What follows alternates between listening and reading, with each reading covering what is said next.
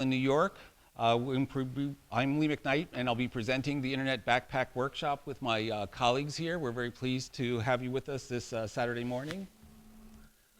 I'll be introducing the presenters, share a few jokes, and talk a little bit about why we care about the Internet Backpack and what it is, and why maybe you should care about it in the future. I'm pleased to be joined here by Mathe Elliel of the Goma Volcano Observatory in the Democratic Republic of Congo, and Open. He's with us online, so we'll see him shortly. I have George Newman of One Planet Education Network, or Open, with us, as well as Tim Kelly of IMCON International to my right, and Jacqueline Bien-Aimé, also of IMCON, to my left. We have several more joining us shortly from Syracuse University, and we have other guests with us as well. Do you want to go ahead, introduce yourself? No. I'm Nicolas from Albermundi. Okay. From Harvard Berkeley Center. Okay, so there's many different threats and vulnerabilities in the Internet of Things and resources, so we recognize that, but that hasn't stopped us from talking about new capabilities and combining resources. And here we have Marielle and our colleagues just joining us. Great.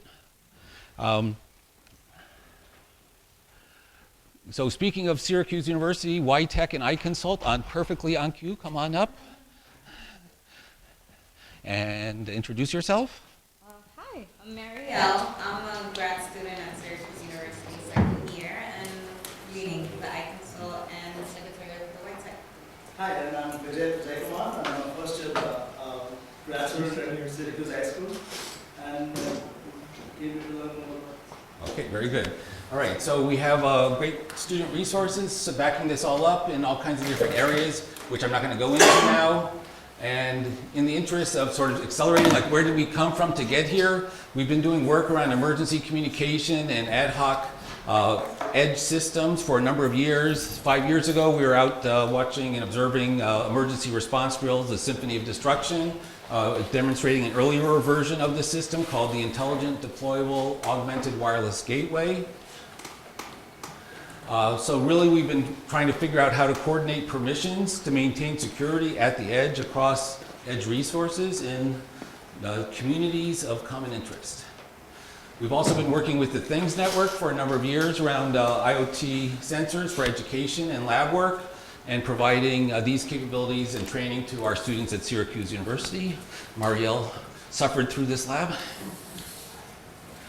We now have launched the Syracuse Things Network, and we have the live gateway in downtown Syracuse, joining other cities around the world, which provide this kind of peer-to-peer, low raw WAN based IoT service, which is also included in the Internet Backpack.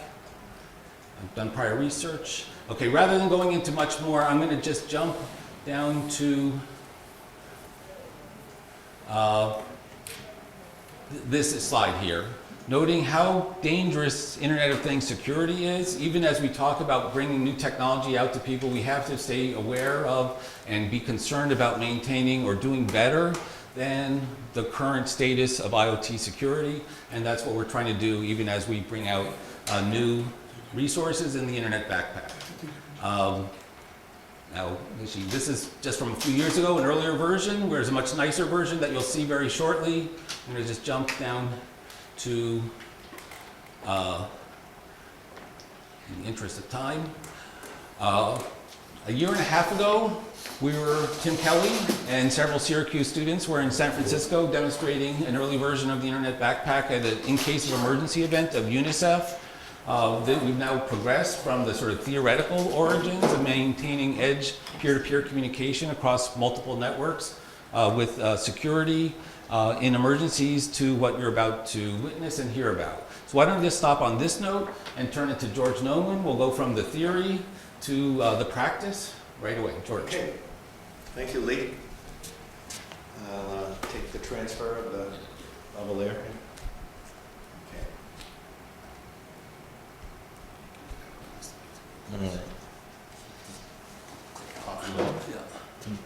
Testing, am I okay? Yeah. Great, thank you. Okay, thank you, Lee, very much. As Lee mentioned, I'm George Newman from One Planet Education Network. We're an education curriculum development and distribution company based in Boston. And, but we're doing a lot of work internationally, of which we're going to bring to you, I hope, this morning. Just some background on us first. And then just the title of this is STEM International Education Programs, which is what the backpack and the technology that Lee is referring to is integrated into our programs, or we're beginning to integrate it more fully into our programs. We've been in testing mode for a little while, and now it's prime time for us in the school year. And I'll just get into the topics here.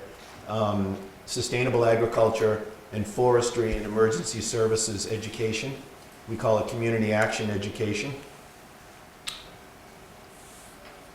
And the arrow keys are not working, but okay. Yeah, okay. So what we do, what we call an education ecosystem, is we take the best of many different technologies and pedagogies or learning practices and methodologies, and we integrate them into a learning and teaching ecosystem, really to focus on what lies ahead for this century, the important topics and issues that are confronting our societies globally and locally. We do international project-based learning programs, basically in-depth programs that span the whole semester or more, and this year more with the sustainable agriculture and emergency services. We call it STEM Plus curricula because STEM is science, technology, engineering, math, which is all the rage that schools are trying to migrate to. It's interdisciplinary, but we're trying to add in the arts and humanities and global cultural aspects into our studies, because that is what Lee was referring to in the cybersecurity, the Internet of Things, the upsides and downsides of technology and how we use them in society, and getting young students, which is where we're focused, primary and secondary education levels, on to focus on those challenges and put them into the typical school day. So we focus on education that serves the community as well as the 21st century life and careers, we hope, of students in an age of automation and you know, job loss to automation. And we use immersive video games. We focus on real-world locations and topics. We're going to be doing some projects, some with Harvard University on virtual reality, and soon scientific simulations and virtualizations, which I'll show you later what we're doing with the backpack and the projects there. So we build distance learning communities based on these subject matter topics, and that is what, well, another technology we're using is digital mapping, which overlays what we're doing with the backpack. So I'm going to get more to detail about exactly what we're doing with the backpack. And so now the introduction of the backpack. We now have this software and cloud managed internet backpack, which I call the Swiss Army knife of mobile connectivity and communications management. This really helps us integrate our STEM education into the classroom and beyond the walls of the classroom, and I'll explain what I mean by that.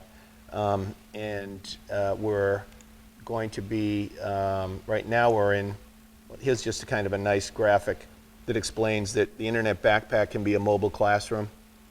It delivers our programs to classrooms. It boosts and extends internet connectivity, which is when we're going to be talking in a minute to our colleagues in Africa, in the Congo, and in Kenya. They have not the greatest internet connectivity. And so this kind of boosts and extends the public network. And I'll explain more on that in a minute too. And of course, with the Internet of Things, which this backpack facilitates, which is really our meat and potatoes for our programs this year in getting data from the field. So we can not only connect communities in schools themselves, it offers them many options to share network gear with other schools so they can share the backpack technologies in these off-grid mesh networks. And we call them community networks for education and emergency services. And of course, with the Internet of Things, developing data skill sets of the students. But it also allows a mobile classroom. For instance, the students can go out and do field research with the backpack if they have a 3G connection or a more expensive satellite, which is more for emergencies. We're testing it over there in Africa, in the Congo and in Kenya, as I mentioned.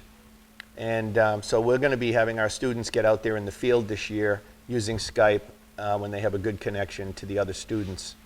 And we're also connecting to universities and professors and professionals in emergency services in various countries so that we're integrating the kids with the professionals and those applications, those professional applications in agriculture, forestry, and emergency services. So we have 7 countries we're working in. We're working with the Ministry of Agriculture upcoming in Kenya. We'll have a colleague of ours, we hope, if the rain stops in West Bungoma, Kenya, today to allow for an internet connection so he can tell you a little bit more about what we're doing there. We're headed to Liberia next week to meet with the Ministry of Education and the Forestry Development Authority, who are trying to protect the rainforest in the Liberian rainforest. Goma Volcano Observatory, where we have our other colleague, Elliel, who will be connecting to momentarily from Skype, from the side of the volcano or nearby. And so let me move forward. I'm going to move this a little bit fast forward here like Lee did. As you can see, there is a need. This is a picture of a friend of mine's cell tower in St. John, where Hurricane Irma just blasted through. And so, as we can see, there is a need for emergency services for these kinds of devices, a dire need in many places. Nice to have multiple backup communications. Okay, so the program we're having on the volcano this year, we're going to have students from the 7 countries. We're going to help together work on designing a volcano monitoring system. These sensors we're going to set up are going to be around a lake next to the volcano, which has an active lava tube under it. And that's a dangerous thing if it pops. An earthquake set it off last time in 2002, a 6.0, not a huge one, but a decent sized one. And they're worried about lake overturn, where all that carbon dioxide is sitting at the bottom of the lake will come up to the surface and float toward the populace. So we want to put the sensors there, upgrading what the Volcano Observatory already has in place. And my colleague Elliel will tell you a little bit more about what we're doing there. And later we're going to have the students do mapping of the locations, and later maybe some mobile phone apps that will go along to warn the citizens about. This is the Mount Nyiragongo volcano, I think the 3rd most dangerous. Lee, I don't know what the other 2 most dangerous are, but this one is pretty dangerous. It repaved about 30% of the city in 2002. And they're worried because there's 2 million people at the foot of this thing about 18 kilometers away, where you're seeing this picture taken from the volcano. You can see the black lava, volcanic ash from the volcano from there. This is the lake that I was referring to where we're going to put the sensors. This is the sensor or a type of sensor of CO2 that we may utilize. We're going to have to house it in some PVC pipe probably.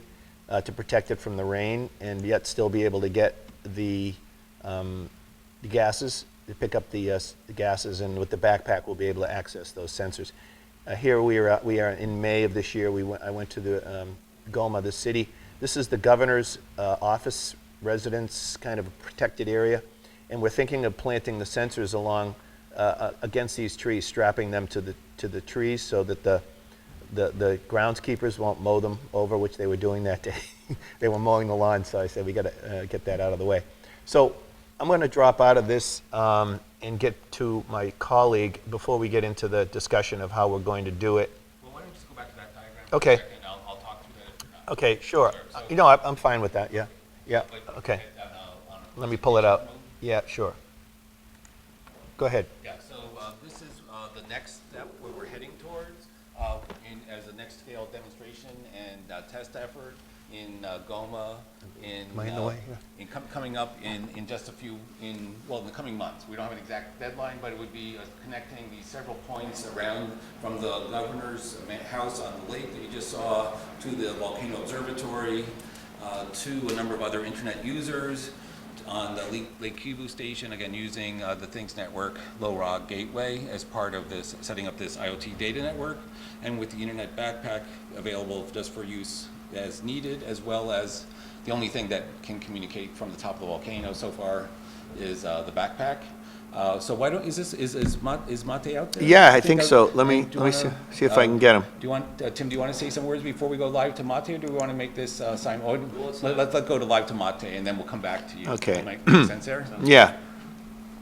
So here's our colleague on the Volcano Observatory from, the position where you saw us a few minutes ago in that slide. Hi, Mathe, can you hear us? He's not in yet. Oh, okay, still.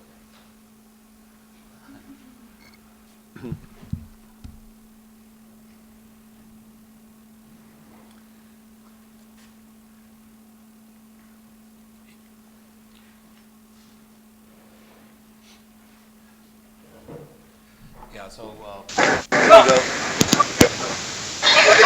Elliel. All right, here we are. Yeah, hello? Hello. Can you hear us? Yeah. sounds like you're on the school grounds. Yeah, he is. He's on the field in front of the OVJ headquarters. Elliel, do you want to tell us a Yeah. little bit about where you are and in Goma? Yeah, this is Mathe Elliel from Goma. I'm now near the office of OVJ, that's that site. And the other side is Mount Nyiragongo, as you can see just behind me. And there is a ground where people are playing football now, and it is used for evacuation and drills when there is eruption of Mount Nyiragongo. So thank you, George. Great, Elliel. Elliel, do you want to tell a little bit about what we're going to be doing with the project, with the testing of LoRaWAN from Mount Nyiragongo in the not too distant future, we hope? Yeah, so since June Yeah. and July, we've been testing the backpack with OVJ, a technology that contains many equipment in transmission of information. And we have been testing it along with Cinquantenaire School. It is a partner school of Open Project. As you know, we are dealing with project-based learning. So with the students of Cinquantenaire School, we want to make practice of what they have been learning and to allow them know more about emerging technologies and transmission of information. So we are working along with Cinquantenaire High School, OVJ, and Open at our site, and also CG for this mission. Mathe, could you go back and sort of just describe your experience going up the volcano with the backpack and the measurements you took and what you found? And we're glad your health is all recovered from that, but please just tell that a little bit about that, okay? Yeah. So in August, we went to Mount Nyiragongo, where we went to test the technology. You know, even if we have been testing it here, and in this ground, where there was evacuation drill, we went at Nyiragongo Mountain to test the technology, how it can work in those conditions, and put the technology in the real condition it would be performing in. So it was a good experience, and the conclusion were very, very nice, because all other things worked very well.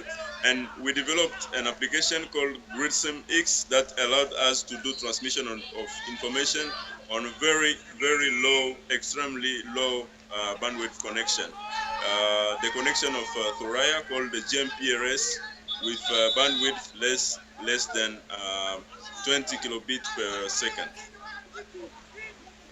Yeah, I was in Boston with testing while Elliel went up the mountain that day at different stopping points to turn on the satellite system, and every time we were able to get a good transmission of text back and forth from me in Boston and Elliel and the team from OVJ 8,000 some odd miles away.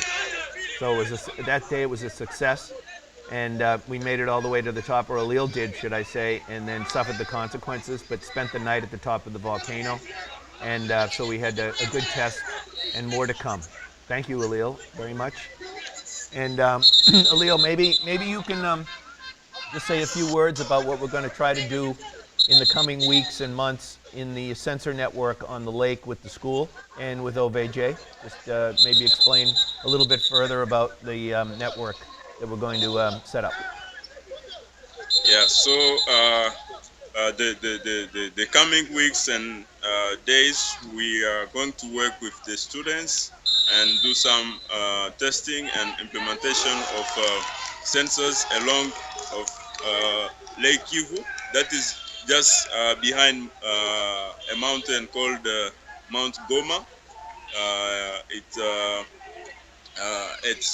at the site of OVJ. So with that testing, we'll know where CO2 gas can come from fractures. You know, in a volcanic environment, there are some fractures. So we need to know where and what amplitude or amount of CO2 is in the air, and we need to analyze that because it is a harmful gas for human beings and animals.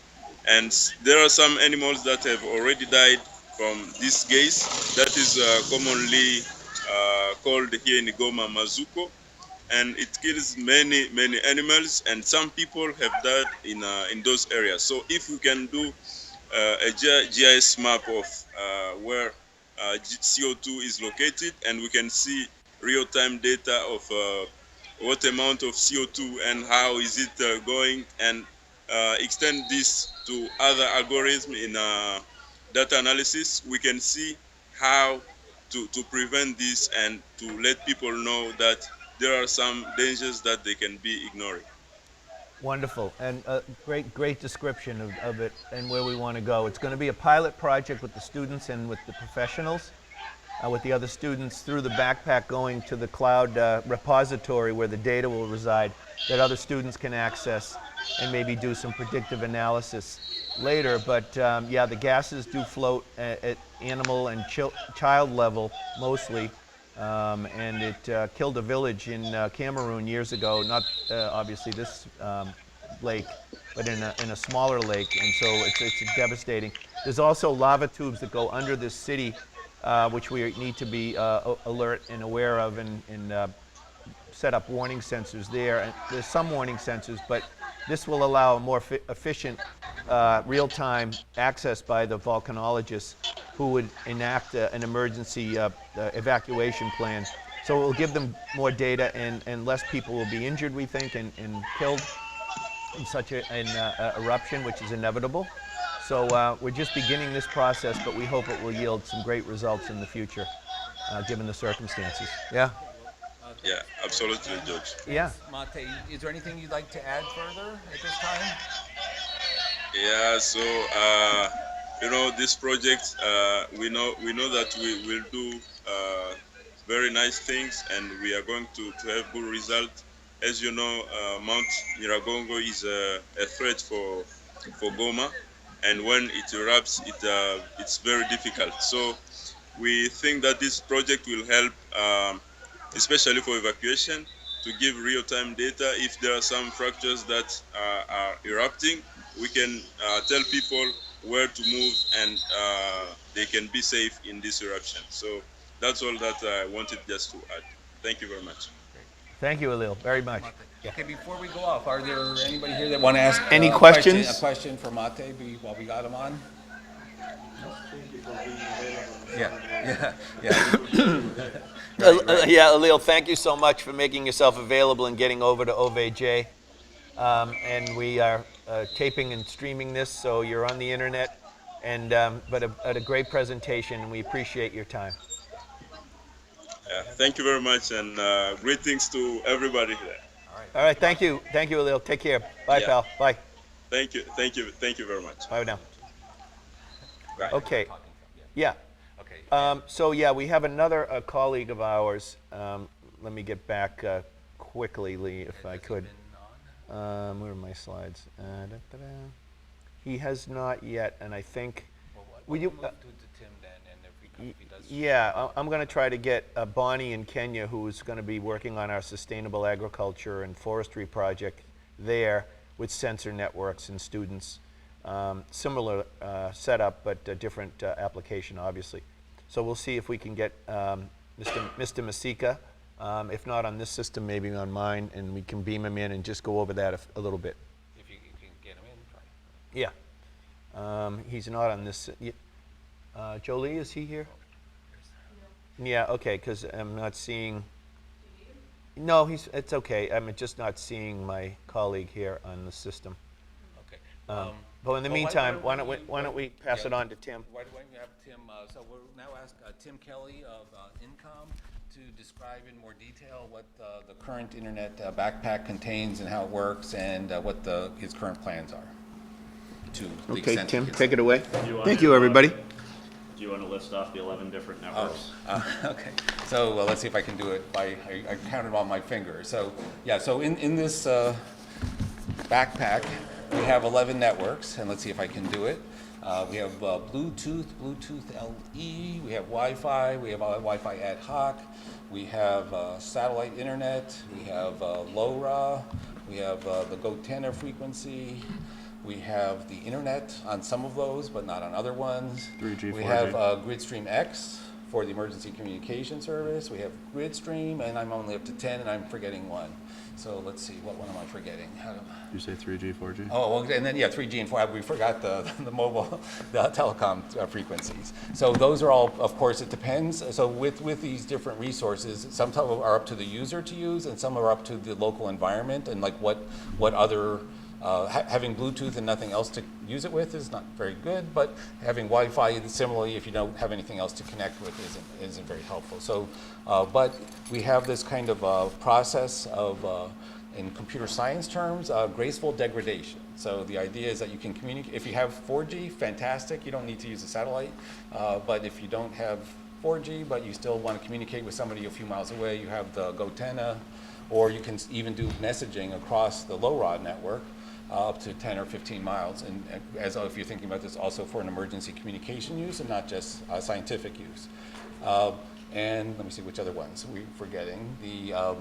And then with the satellite, of course, we can go globally at a rate, and then more expensive. More expensive. And if there's 3G or 4G, again, we have limited capabilities, but we can communicate. So it's sort of up to the user and the circumstance, what you're trying to do, what you need to do.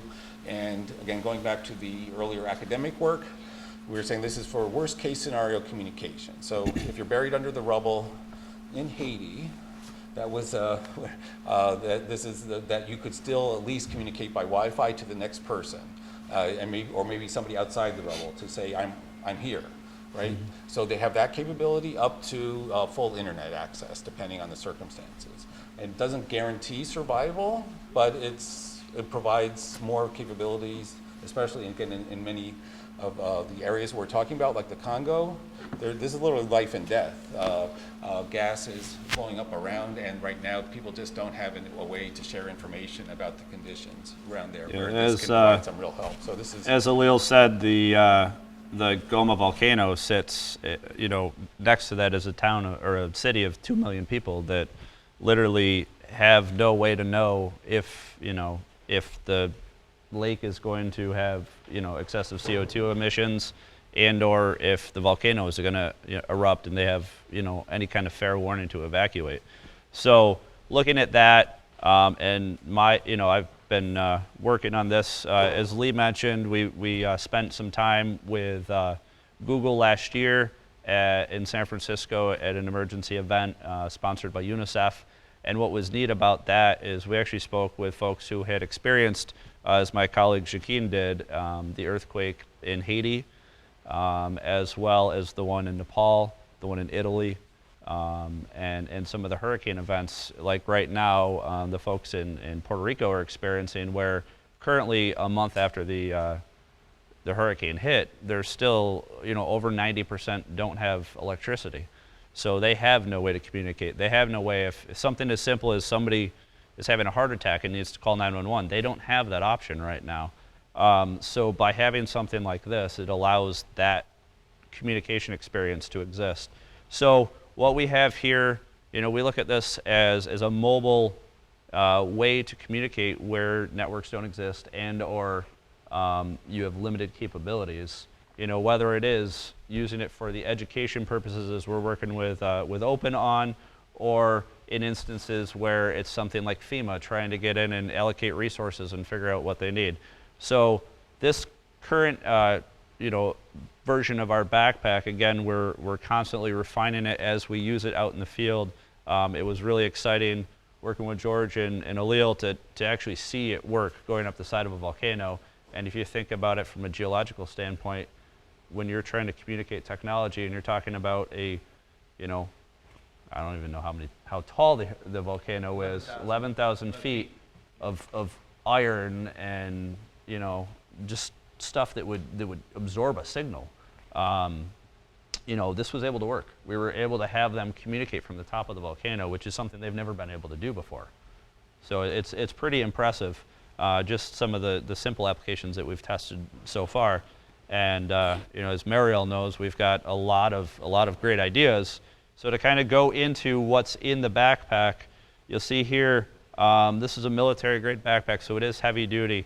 But we've got 2 smartphones. We've got the Gotennas, which are going to give you the ability where, so the Gotenna is a device that allows you to communicate in instances where you don't have a network. So for those of you that are familiar with New York State, you look up into the Adirondacks or into any mountainous region where there aren't cell phone signals. If I had these 2 devices and I get lost from my party, and let's say we're 2 to 4 kilometers apart, we can still communicate via text. I can send an SOS signal out of this that will throw my GPS location to that person, and or send a text message to say, hey, I fell and broke my leg, can you come get me? Which, just from that application alone, is something that hasn't been able to do. These devices are rather new on the market. There is a newer version, the Gotenna Mesh network that they've created, but these have worked really well so far in our testing. And we've tested, I want to say we're at 4.5 kilometers that I've tested it to so far, and it worked fine. So something as simple as that was, well, that's what I was about to say. So what's nice about that is there's an app that goes with this that you can download from either the Apple Store and or the Google Play Store. So right on my smartphone, I have that application available. It's a free application, and I can communicate between 2 smartphones. So again, that's why we have these in here. On top of that, we've got the sat phone capability that we've added in. So this also has an app built into it where I basically just place this like that, extend the antenna, locate the satellite, and I'm able to communicate. So no matter where I'm at in the world, and as you heard Elliel say, he was able to use this on the top of the volcano. So, yep, you're very right. So this is also a Wi-Fi hotspot. So, implementing all of this together, as well as the LoRaWAN gateway, and other applications, we're able to make networks exist where they haven't existed before. So it's a very neat application. I don't have. Oh, I do. Yeah. Good point. Good call. So with that, you're out in the field. How are you going to power this? So we've actually determined with these 2 batteries alone. This one here currently has 3 USBs as well as a traditional 3-prong plug, so I can charge my computer 3 or 4 times right off of this one. And then this has solar.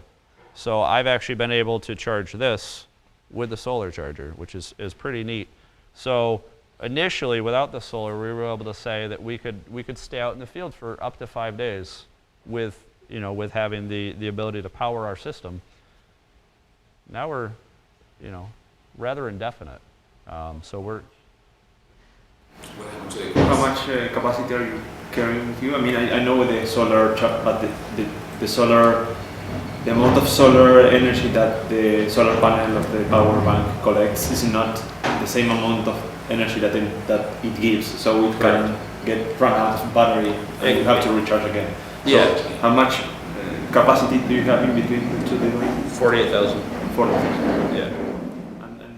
And when you use it for powering the whole setup, how much time do you have operational time?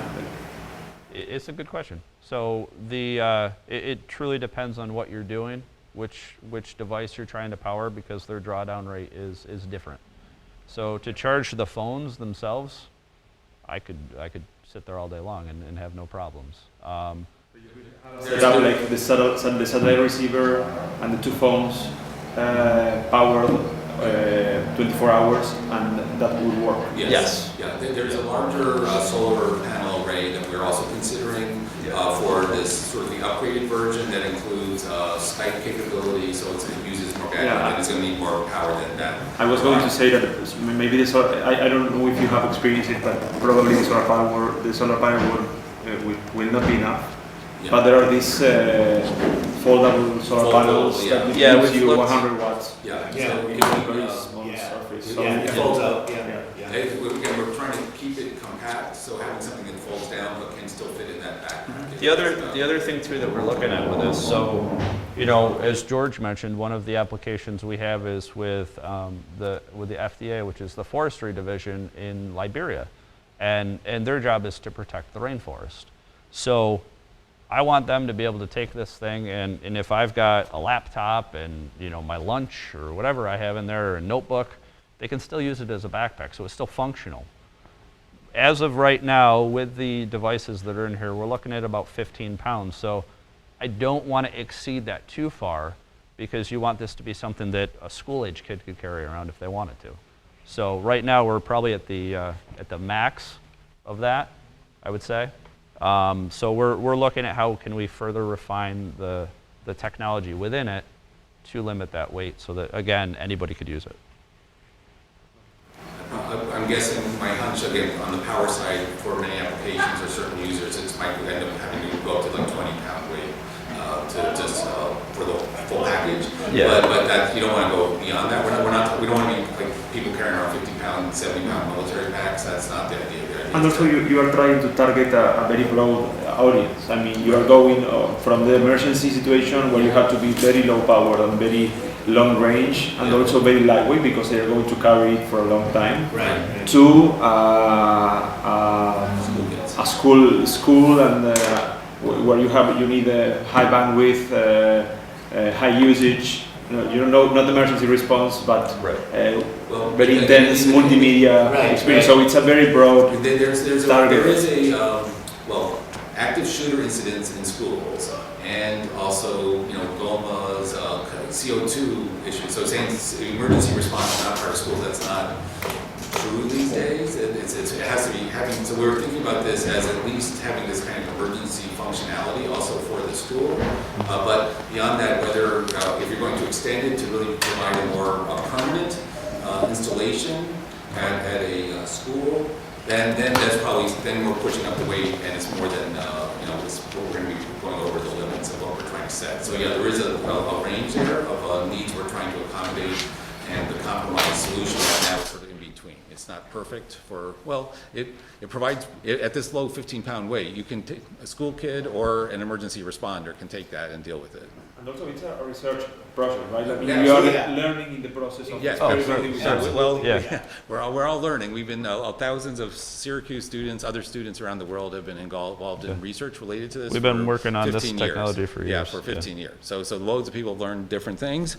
Joaquin worked with me as a student, and now he's with the company. And he previously in his life experienced terrible, tragic emergencies in the Haiti. So this is more than this is an ongoing research and exploration effort. Yeah, and I think we'll have, obviously we're going to have the deluxe models, basic models, and more specific application ones that we refine as we go forward. Customized for the sensors or whatever. The other thing to think about too, so when you were making mention of education, I was thinking that you have to look at education over in parts of Africa and other places, not the same as we look at it here. So yes, here in New York, you'd have a high bandwidth, requirement for a school because everybody's connected. Whereas in Liberia, they're on chalkboard tablets. So you have to look at it from the perspective that just giving that school one of these, giving them that key to the outside world, you know, where these kids have the access to the internet and they can access this education stuff. It's the bandwidth's still going to be rather low, depending on what you're doing. You're right. If you do like Skype or something, yes, you're going to need, you know, a higher bandwidth. But not to downplay it is the off-grid communication. Forgetting about the internet, just being able to send text messages and communicating to the next school, the next village, the sensor data, all that, which is independent of the internet, and without any kind of extra charges, like you're not using the satellite at all. A lot of the time, we think that's really important. Obviously, this the thing we're talking about with the LoRa network around the lake. That's life and death there, and that doesn't need to be communicated. I mean, it can be communicated with that data back to the internet, but it doesn't need to be to make a real difference to them that we're getting this thing going there. they just want to know when the CO2 levels rise. Right. I was wondering if I could try to bring in Bonnie. Sure. If, Bring in one more country? I'm going to give him a try here. I think the rain has stopped Kenya. to diminish the signal in Kenya. If I remember something correctly, this is the Radical Networks SMS bot workshop, right? No. It's It's advertised like that, but it's not. I don't know why, but it says SMS. This is the internet. This is the backpack workshop. The schedule. There's a. Well, or maybe Hope that's you've enjoyed it. or maybe you're early. Maybe that's next because we're just going until 11:30. But it's not that. They've been very gracious, but let's not. Well, we won't talk about anything else. We'll just say they're gracious, and we're going to 11:30, and that may be the next event in this room. There is a Oh, we'll lunch. be here until 11:30? Yes. Yeah. Mhm. Oh, so maybe that's Yeah. when my event starts. Well, Yeah. this is cool anyway, Yeah. I'll hang out. Great. Oh yes, the website updated. It's correct. All right. Yeah. Okay, this is cool. I'll hang out. All right, I'm going to try to connect to my colleague. Nick, would you pull up my slides over there? Even if, Well, are you pulling up? yeah, I'm going to call him on WhatsApp. Are you on your phone or you're on? Yeah, well, he's not in this, so I got to do it over this. You can't just add him, or you can. No, he's not coming up. Well, it's not. That's all right. Okay, we'll call them on there. Yeah. And wouldn't mind pull up my slides for a second? I'm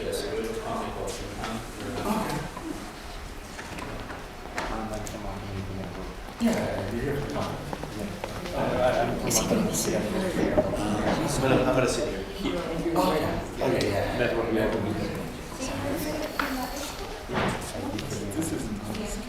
Calling Kenya.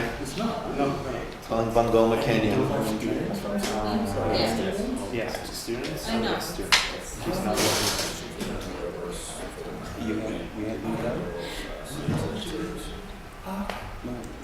And this is just like Well, I do. Oh. Maybe they just came to share the project. Yeah. We're not getting. We're still doing the report, so we're just mainly part of. Okay, everybody. Performance. I'm back. I'm going to put the lavalier on again. I hope I'm not too noisy doing this. Okay. Can you hear me okay? Great, thank you. Back to the different applications we have going this year. I'm sorry we're not able to get our other colleague in Kenya, who also came in on a Saturday, which was awful nice of him and tried. But we've had these issues before. Lee mentioned this network here in the lakeside of Goma that Elliel and I have been speaking about. And this is just one implementation, one set of sensors. We're probably going to get into seismological sensors because that's a big concern because that would set it off. The volcano is the earthquakes. Not a lot of warning on earthquakes, but with a more advanced sensor network and technologies, I think that'll be another layer of this that we'll do in the future. So we're always thinking of what we can add to this. As mentioned, we're going to be using digital mapping technologies. As you can see, there's Rwanda and there's the lake in the slide. Cutting right through the middle is, half of that lake is in Rwanda, half of it's in the Congo. And that's the trouble area right there, right here where the arrow is. So we're going to have the students also do digital maps and where the sensors are being located. The other project is called Save and Restore Me. I'm a damaged and depleted ecosystem. So this is, again, using Internet of Things and the backpack in Kenya and other places who are going to be doing, in Liberia, the forestry network for protecting the rainforest. But the idea here is to build a network sensory landscape. And this is an MIT group from Media Lab's Responsive Environments Group who were nice enough to present. Professor Joe Paradiso is the director of the program. And they've put in 600-acre site down in Plymouth, south of Boston, which is being restored from a cranberry bog to a salt marsh. And they're monitoring over years how this is taking place. So we get a better understanding, real time, of what's going on. And you can see the overshot of the maps, digital maps of where they lay the sensors out.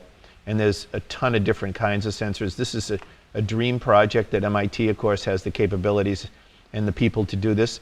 But we're kind of following their trail for what we want to do with our students. This is some of the data that's being displayed, sent back in real time. If people are interested later, I could relay to this organization the websites and things you can go visit. They've done a Unity gaming platform walkthrough where you could walk up to the sensors. I would love our students to be able to do this for our farm plots in Kenya and elsewhere. Oh, this is just another GoTenna off-grid application. But this is really, you know, what the goal of this is to really have the students understand the role of different professional organizations and how they can get involved with citizen science. So they could contribute to the data set from wherever they are to the greater community of scientists and students around the world and share that information with one another in an open way. So that's our goal, ultimately. Yeah, sure. Pull up a couple, let's sort of Yeah. pull up slides and we'll Thank go you. back to the Internet Backpack Networks. I think it's a good sort of provide some summary overview of where we're at, and then we can sort of Okay, sounds good. And we welcome questions in a little bit, too. Oh, here's Bonnie. Bonnie, Elliel, we got Bonnie. Can I bring him in? Okay. Oh, we lost him again. Sorry. One more try.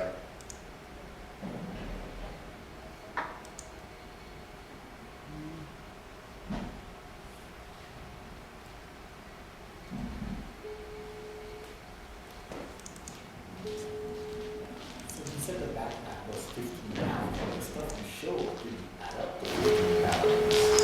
Did it? Like the 2 batteries, that is that? What else was on the backside?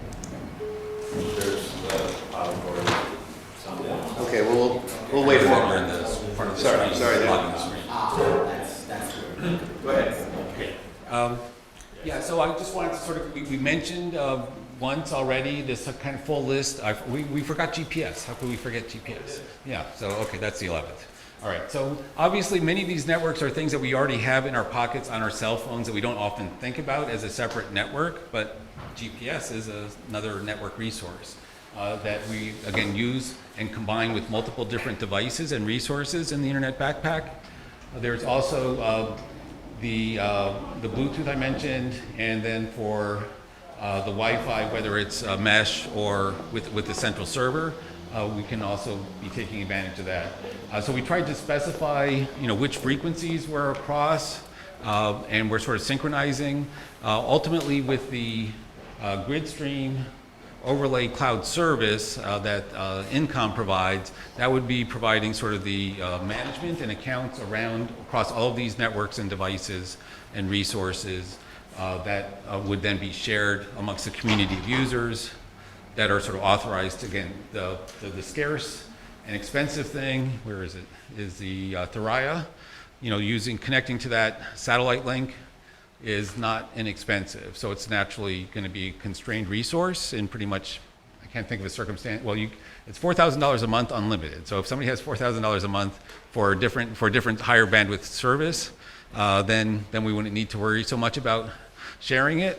But in most use circumstances in low income countries, You can't just have that thing running without any control on that bit. On the other hand, these other resources, like the Things Network, there's no charge, it's open, anybody can hop on that at any time.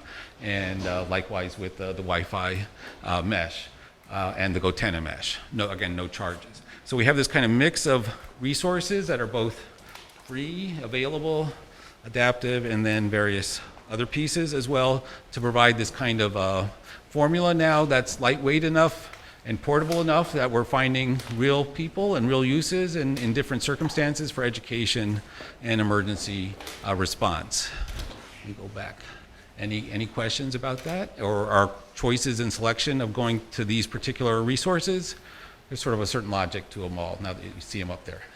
Yeah, except the $4,000 per month. Well, that one we don't include. That's not included. Saying that's not what we're doing. We're not offering that. We're just saying that's one. If somebody wanted that, they could get it from somebody else. That's not included in our set of resources. Can you offer a subset of these technologies for some geographical areas, like to reduce the weight?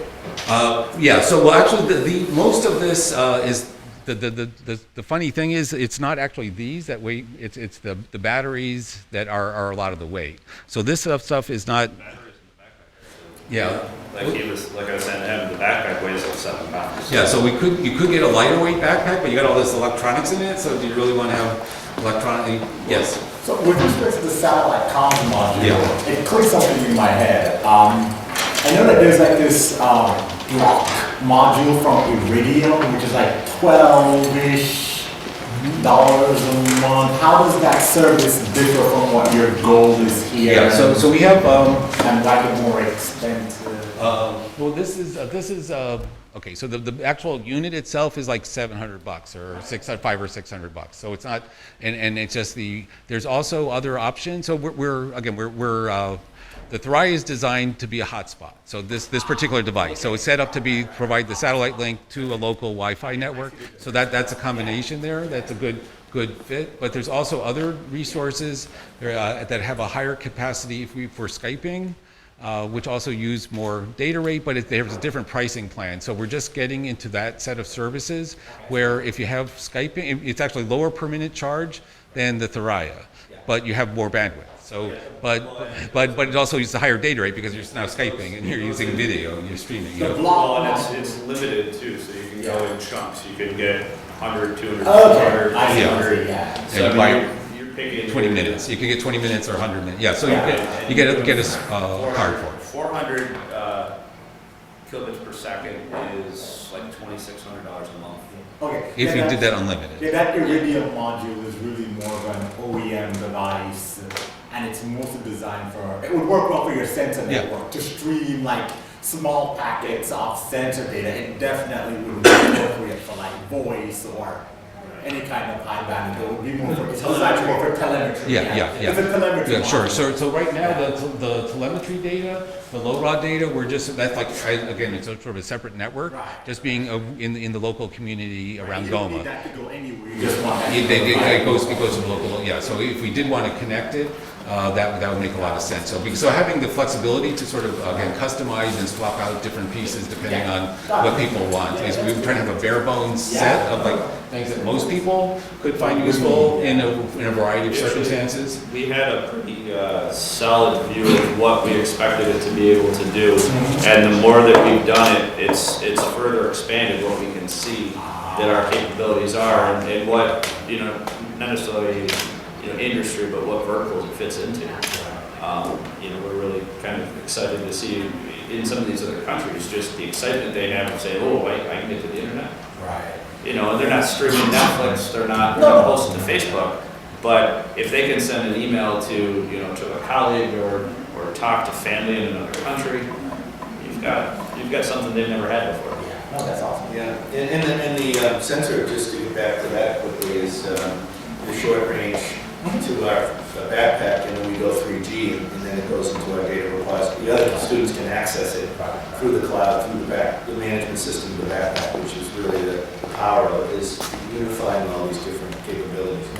Yeah, so going back to the Iridium thing, in most cases we're not imagining sending the data straight out to the rest of the world, but certainly in certain use cases that would make sense to have that capability. Nicholas, any more comments or suggestions? No, I really feel it's an interesting process that you are following. The thing of having so many, so it's interesting from an engineering point of view because you have, you are covering a big range of spectrum and a lot of technologies and a lot of potential territory that can be covered with all of the technologies. But on the other side, it makes making it so broad and so trying to fulfill the needs of everything, of every scenario, makes it expensive or not perfectly fitted for every situation. So I think the experience that you are accumulating in that sense is very relevant, and it will be. I will be very eager to follow up on what you're going to do after these iterations with that information. It's very valuable, the process of learning and experiment. Yes, yeah, thank you. Yeah, well, we have George Little getting on a plane to Liberia in 1 week or yes, 1 week. So delivering several more internet backpacks, 2 or 3 to the country. Yeah, I think 3. And yeah, one of them is going to go to the forestry department there to the other one to the students, and the other one to the former president to bring to her village, and where they've not been connected before. But the main purpose really is for education purposes there, in getting the schools connected to that sensor network in the rainforest, and experimenting with that. And we got to just kind of map to where the cell towers are, where they're not, and lay out the geography of where the initial schools should be that would have this capability, so that we can it's just a starting point, a small scale, 10 schools maybe, is what the goal is there. And again, to feed the project, the information. Yeah. Great. All right. There is a project that might be APC, APC? Yeah. APC is running a research project now on community networks. Steve Song is working on this research project. Steve Song from the research program, also working with community networks for some time. And they are doing a research project on the tower infrastructure around the world, and trying to do a survey of what infrastructure is around.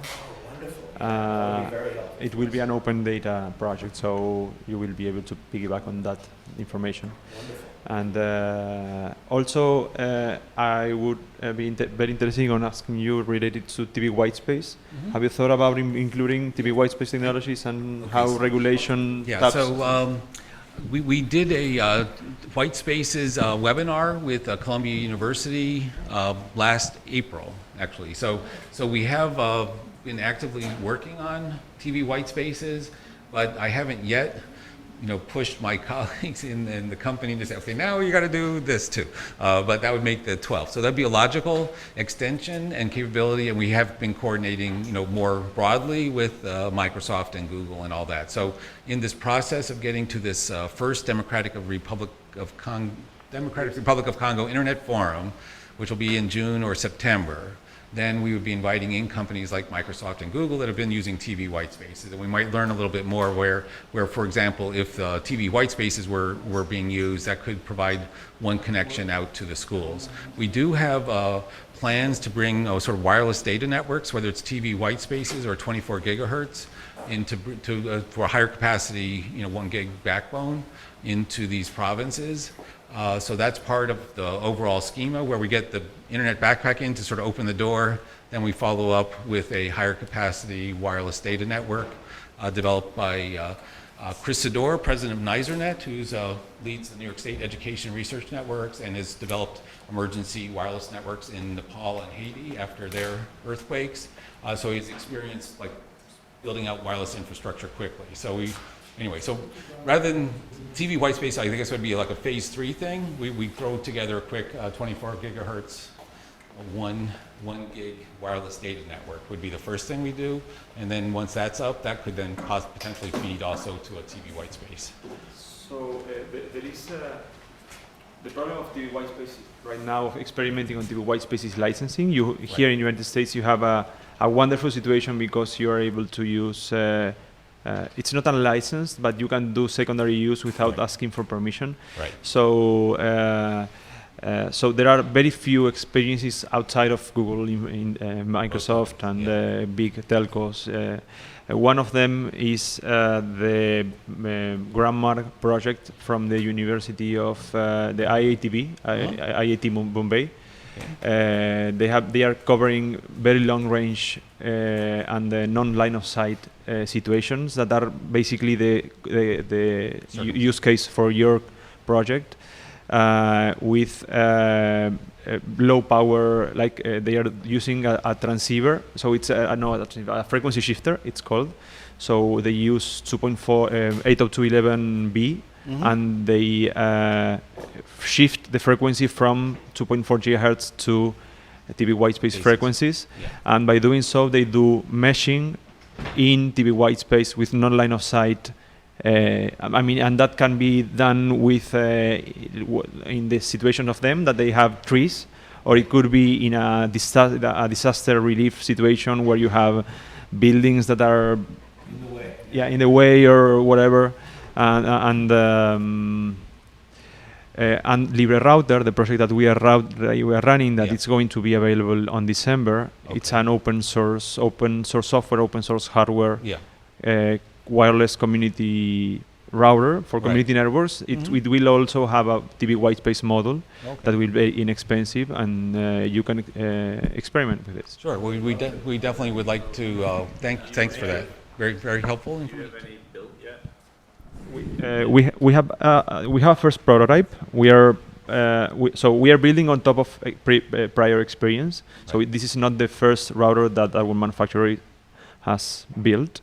This is actually, he has been working with Steve Song and Village Telco on deploying mesh routers in South Africa. So this would be the second version, but it's a super powerful router like none seen before, let's say, at a very low cost. Communicate and see if we could possibly get some in advance of doing that one and start testing. Okay. Definitely need to integrate. So one of the questions I have is that as bandwidth on these networks increase, which is probably not a problem you have right now, but as the bandwidth increase, then the commercial entities start coming in. But these are supposed to be like community networks and community-driven networks. What kind of controls do you have in place to make sure that people don't get locked into any kind of walled garden or some version of what they think the internet is, to keep it truly open? Yeah. So that's a great question, and there's always a danger. That's always possible. So here with across the 11 networks, many of them are coming from different sources that none of us here are really in control of what those different manufacturers, how they could constrain resources. On the other hand, we have other things where there's it's impossible for anybody to constrain. It's LoRa is like an open data network. So yeah, you could jam it, but you can't really, you can sniff it, but you couldn't stop it, I guess, unless you're really trying to mess up with this frequency being used all around the world. Likewise for the GoTennas, there's a different frequency. So there's the things that are set, there where we think we have multiple open communication channels. Now, what happens on this internet access, which is the expensive and constrained thing, we're just sort of we're almost doing it as it's a community. Saying if you're not part of this community, we can't let you on our satellite link because it costs us a lot of money per minute. So that is like the decision. On the other hand, we could say in this community, we have somebody's the benefactor, and the satellite charge, you don't need to worry about it. Everybody can get on, but we can't determine each community's finances that they can do that right in advance. So we're providing 20 accounts, and say the 20 accounts, again, there's different roles, so it's defined by each community, not by us, not by Tim, what the rules are for each backpack. Each backpack gets to make its own rules for how it's being used and how is it accessing its resources. Now, there's a separate question about data protection and privacy and all that policies that this startup needs to get in place. But that's a longer discussion, but makes a lot of sense. So he's saying we're trying to do this in a way where it's open, where having a version with an open source router in it, that's great. Anything else that anybody can sort of plug in, and on the other hand, if a different vertical, a different group says, well, we want everything locked down, we want nobody but X to be able to get on it, well, that's that customer's choice. So I think we're really thinking about each backpack as its own community, and setting its own rules. Making it as egalitarian as possible. Yeah. Is the goal. I mean, we want to spread. My goal with opening the education system is to level the educational playing field around the world. And of course, that takes infrastructure, and it's the internet where education is being driven to. So, it matters to us that it's less expensive for schools. Research networks that Chris Sador had done in New York was sort of leading the way, and we have E-rate here, but other countries really have to kind of step up too and focus on that matter. And do they want to have their kids connected, and what's the cost, and what can they do for the current carriers to force their hand a little bit. So now we get to the next. So the backpack itself, we can say it's its own little community. Now, if we have a couple of those and we're getting to a larger scale white space deployment, and who's going to be in charge of that? Who's going to be controlling the wireless data network? So I guess here's the right place to talk. We have a subversive strategy where we're coming in with this internet backpack, which the central government can't control. And each of these networks, there's no way for them to control them. They can jam this, other than jamming the satellite. They can't control these networks. They can monitor, but they can't control each. And every communication is secure, managed from the cloud. So we can also protect the user privacy there. Now go up to that, where we're now building a larger, more stable community network with this wireless data link. That's not the Orange or the existing telcos doing this. This is New York State Education Research Network coming in saying we're treating the Congo with its 4% internet like Nepal or Haiti or Puerto Rico. It's a disaster, it's an emergency. We got to get more internet access in these places quickly. So we put in the absolute lowest cost wireless data network, absolutely as fast as possible, 6 weeks. You got 24 gig, 1 gigahertz wireless network running, to the schools as initial users. So that's dirt cheap. Now what happens after that? So now we get into the tricky part, because once we have new users, new people coming onto the internet in parts of the world that haven't been able to do that, that also grows a market. So we can't stop that process. We can't, when it's now attractive or more attractive for Orange or other carriers to start putting up new infrastructure, that's kind of beyond what we can do right here. But at that point, people still have their own communities that have their own spaces, hopefully set up. Also a catalyst. Yeah. So right now, in many spaces, so each time that there is a catastrophe, like what happened right now in Mexico, in all the islands there is a new iteration of people that try to solve the immediate problem, like the problem that is there, But the most in disaster response, there are like I'm not an expert on this, but I read that there are like you have to take to bring solutions that solve the immediate problem, like what's happening now, but also that you can build up on them to create more solid infrastructure forward. Right. Because that thing that you're taking there, first it takes a lot of effort and a lot of energy to bring it there, because logistics get broken, because people are not thinking about having connectivity. They are thinking about how to survive this day, to have potable water, or to have a shelter if the climate is still complicated. So whatever effort we make from outside to support their needs to be thought through from that point of view. Like what we bring, it's not only for that moment, but also for them to build on top of, Right. So it's very interesting in that sense how the backpack. I mean, and I don't know if you have thought about this, but it would be very interesting to think about it. It's how you can, how the backpack can be a disaster relief tool, but also the central. So we from the community networks territory, we talk about anchor institutions. Anchor institutions are trusted members of the society, of a certain society, that can support the process of a community network growing around it. For example, a public library is a trusted member of the community. You go to the public library because you know there is someone that is fostering the growth of the community by means of knowledge. So a library can be a place where a backpack can get there, first to bring connectivity, but in following iterations, the backpack can be the center of a ring approach, where you increase the range, increase the value of what brings to the community. Yes, okay, so I'll have to mention, I don't know if Jane Coffin of the Internet Society will ever see this, but she'll be very happy with what you just said, because that's sort of what from early discussions on the Internet backpack and its potential to sort of, obviously the Internet Society is very interested and supportive of community networks in various forms, but looking at the Internet backpack as kind of a seed from which community networks can grow and become more robust. I still put the caveat, say for emergency response, you still want to be able to grab this thing. So just going back to some of we're in New York City. So earlier versions of this before that was imagining 911, World Trade Towers, and how communications completely broke down, where you didn't have, because everybody jammed one network, nobody knew, firemen going up when they should have been going down, and no way to tell them that.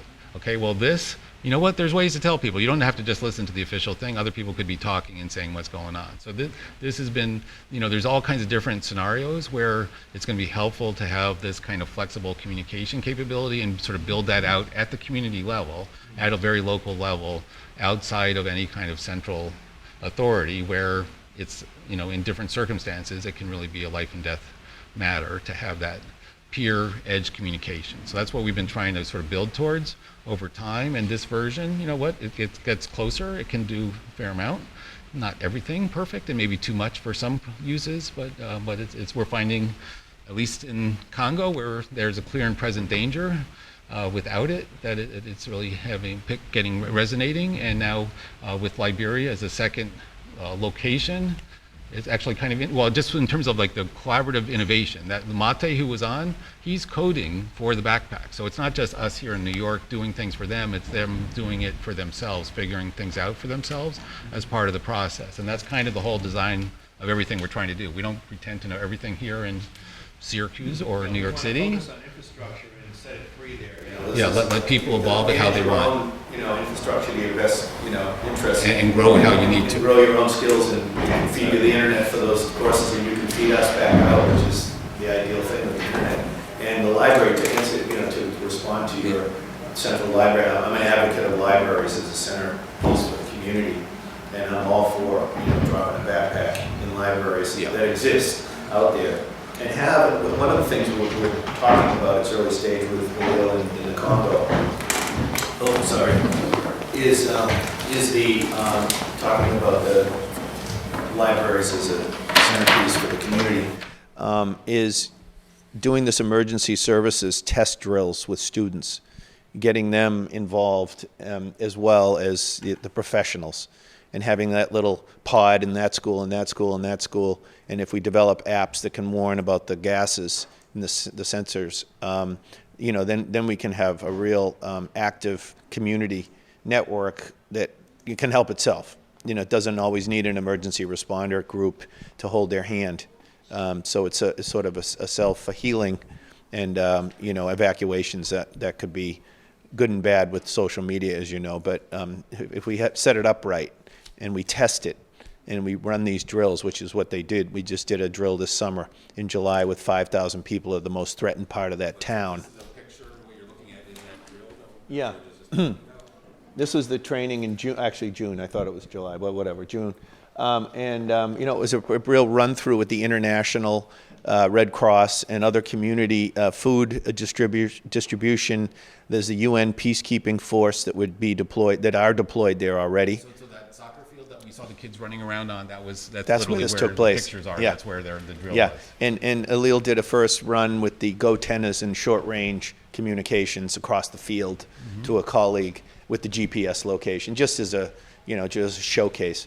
It could be further, but Just noting here, now we've got this kind of first round of experimentation underway in the Congo. New York City schools here in Brooklyn and the Bronx are also for like computer science, STEM education. There's 2 backpacks here in New York City, just delivered in the last week. Next week is Liberia with Tim handing a mock-up of a backpack to the president's, the Nobel Prize-winning first democratically elected African woman president, who's also the first one to resign or to step down without causing a coup or anything, Ellen Johnson Sirleaf, a couple weeks ago. And George will be going over to meet with them. I did my selfie grab with my orange hat for my Syracuse student alums. I had to do that. Okay, let me see if there's one more thing I wanted to get back to. Hold on. Just go back here. Okay, so I wanted to talk about the broader vision. So what we're talking about, we really literally are imagining these backpacks helping seed change in these kind of really messed up parts of the world, very violent, very dangerous. We're not naive, we know that. But we're also seeing the level of awareness and support. And so in these, it's now 5 provinces in the Congo, where from the governor to the the civil society to business communities are engaging and discussing ways to sort of change. And let's be honest, how is the Congo, those regions are never going to stop being a mess and violent if they have 4% internet. So so we're focused on getting them to 30% quickly in just a few years. So 30 in 2020 is to get to 30% in a couple of years. We know it's perfectly possible if the politics and mess get out of the way. So we have them sign on to an innovation zone checklist saying the governor has to promise to liberalize frequencies, to allow innovation in, to allow new technology in, or we can't help them. We have that translated into French. We have 5 governors ready to sign on, but a governor's signature, we don't trust that alone. We need people from civil society also to co-sign it, to commit to change in these regions. And this process is sort of already underway, heading towards this first Democratic Republic of Congo Internet Forum. We have 30 in 2021 in development for Liberia. Let me go to where was it? What's it? Okay, so we have just a very basic website up for the 30 in 2020 initiative for the Congo. We'll have one up for Liberia by the time before George lands there next week. We'll have a quickie website up there too to start seeing the process, sharing these documents, both around this innovation zone checklist, a little information on the backpack, but it's not just a backpack, it's a broader, using this to help seed societal change and network development. Yes. So, I guess the thing I have to say is that let's not forget that a lot of these regions are in the problems they're in because of kind of Western colonialism, Absolutely. Western attitude. So we have to make sure that as your 30 in 2020 vision progresses, we don't kind of bring them a colonialized internet, and that the content that they see on the internet is local content and not American content or European content. It has to be African local content, or wherever it is, Africa, India, wherever you are. It has to be that kind of content. And we also want to make sure that we've learned a lot of lessons about what's bad with the internet here in America. And I think it's also very important that there's an education aspect to your program as well, to say, hey, look, not everything on the internet is real, not everything on the internet is good. Here is how you tell truth from fiction, and here is kind of like responsible citizenship. But the the anti-colonialism part is extremely important, that you see local visions of the internet and local visions of content. I didn't even want, let me just be clear, I did not even want my name on this website. I wanted it to be only people from the Congo, because I've never been to the Congo, so do I know. Like, I absolutely agree with you that it shouldn't be our vision, our support, or anything. So we're trying to enable and empower and collaborate with. You saw Mathe, that Gridstream X app, that's coded in the Congo. That's innovation from the Congo that we're integrating into the backpack. So we're definitely totally agree with you, and like I say, each individual backpack is its own little community. So we have they're going to create whatever they're going to put on it, and most of that won't ever get out to the rest of the internet, or they can't really afford to at this stage. So there's certainly issues. Now I look mainly at George. He's the educator, collaborator across countries. It's his fault or his responsibility to make sure.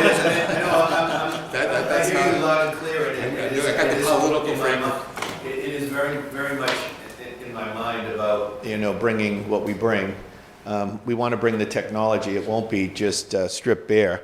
We'll bring our programs and our viewpoints on biotechnology and other things that come from analysis and education and study in the West. But we also want that feedback out from there. It's inward bound for training with whatever's needed for them to manage their own infrastructure in their own countries. And the choices are wide and varied, and we have to give the warning signals in the courses as well on truth and internet and digital citizenship on the internet. However, we're fully open gates for the information to come and the content to come from elsewhere. We want to enrich the internet, and we're all about that. So it is leveling the playing field, and it's just always good to keep thinking at every turn, as we hit different juncture points or milestones, what have we done, sort of to study what has transpired and how it's been culturally absorbed, and the feedback we get is very important. Okay, you get the last word unless you have the last word. Yes, I just wanted to add, and thank you for you just read my mind in that sense. We the people that are find these spaces or this responsibility or this role in this planet regarding pushing the limits of telecommunications or bringing telecommunications to new places.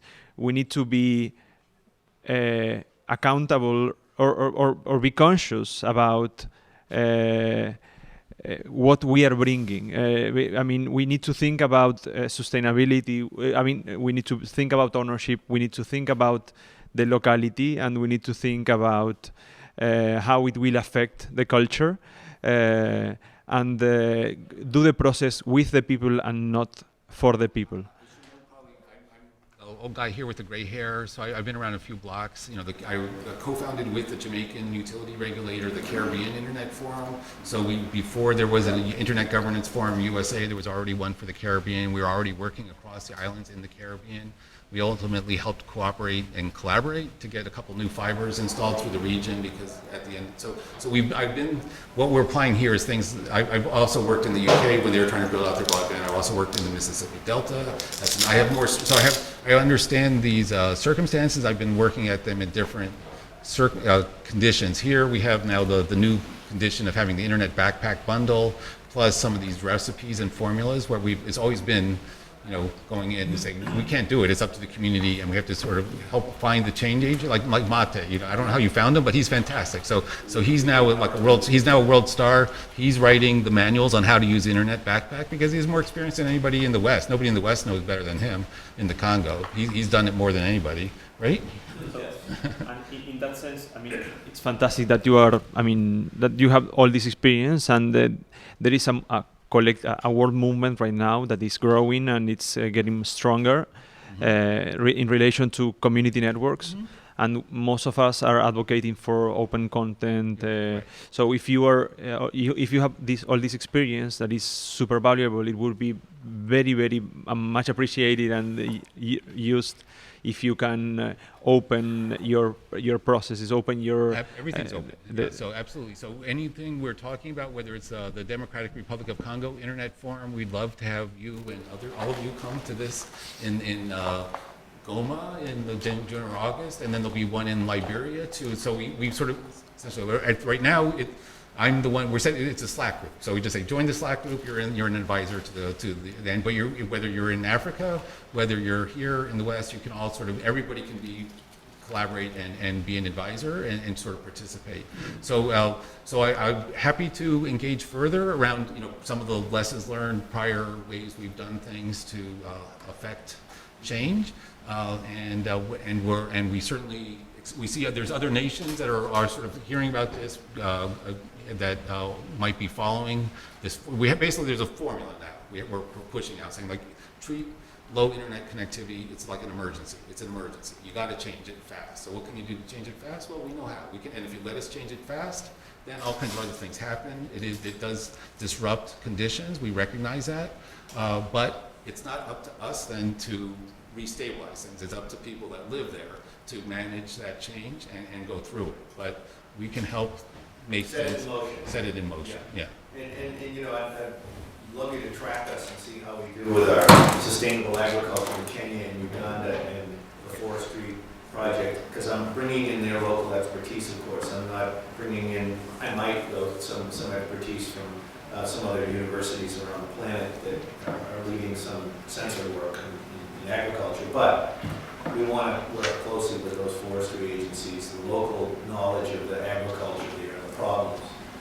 That's how we're setting it up. We're running over time, so I wanted to, did you have some comment or anything you'd like to say? Just To enjoy. Okay, very good. So I think we're about ready to wrap. I appreciate everybody's participation in this, and the feedback has been very valuable. Look for feedback from those who are catching the stream online. Thanks for joining us here at Radical Networks in Brooklyn, and we'll look forward to interacting with you one way or another in the future. Thanks again. That's it.